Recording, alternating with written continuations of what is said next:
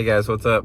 Welcome back here to another edition of the Fishing Teacher, and really appreciate you guys checking today's video out. And guys, today I'm gonna have a little discussion. I'm gonna talk about something that I wish that I would have realized earlier on in my fishing career. As far as when I started fishing, it would have made a lot more sense and sort of like made fishing a little bit more fun and less frustrating sometimes. So I'm going to share it with you guys so you don't have to go through the same thing that I did here.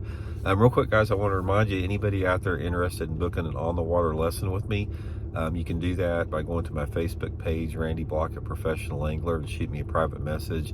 Do most of my lessons at Table Rock or Stockton Lake, and we can cover any technique, anything you want to cover in fishing. So link in the description on that. Much appreciated.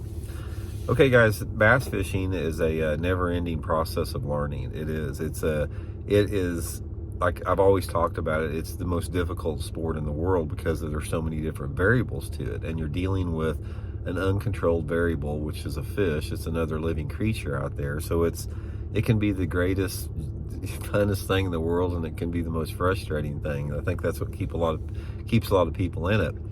But guys, here is the thing that I wish I would have realized earlier on that really will sort of give you a sense of confidence and peace a little bit more, is that you've heard the phrase, everybody talks about it. Say you get out there and it's fishing's pretty tough, it's hard to catch them, and people just say, oh, they're just not biting very good today.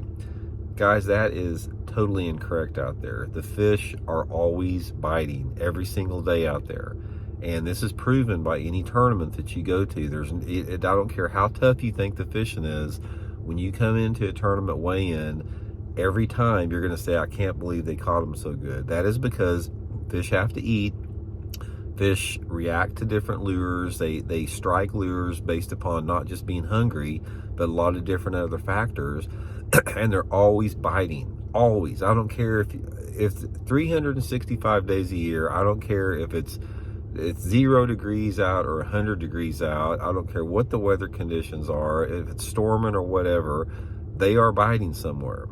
Now, knowing this and accepting this reality is something that you have got to do if you're going to sort of get to that next level as an angler out there, because it has to do a lot with the mental attitude that you take out there.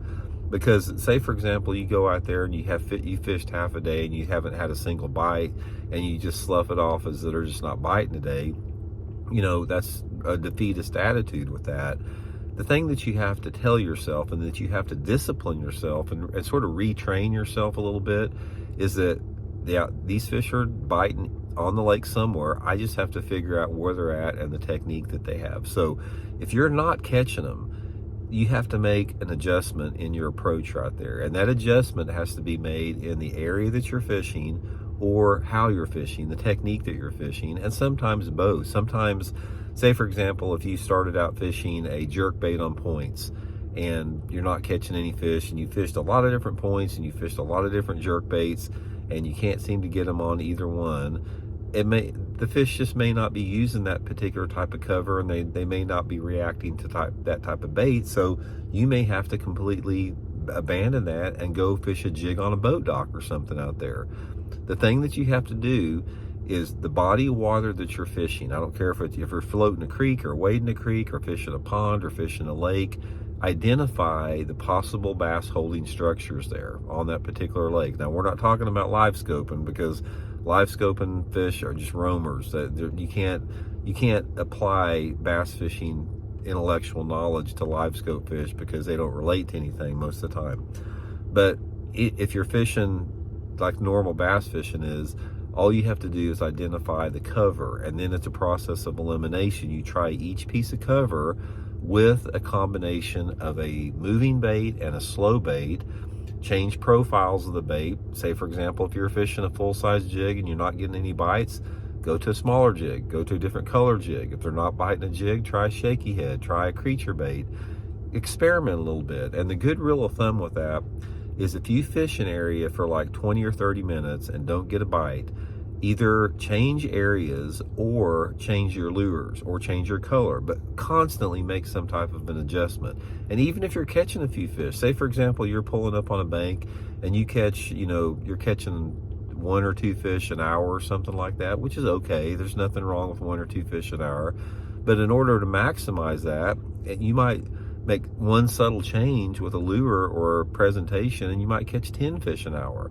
And very seldom do you hit on the best thing to do. It's like very seldom in bass fishing do you hit on the best spot with the best lure. There's usually always room for improvement. But the main part of the video, guys, never get defeated, never get frustrated like, you know, I'm just gonna take off early today because these fish just are shut down today. They never shut down. They're always biting, always there to be caught. So anyway, hope it helps out. We'll talk later.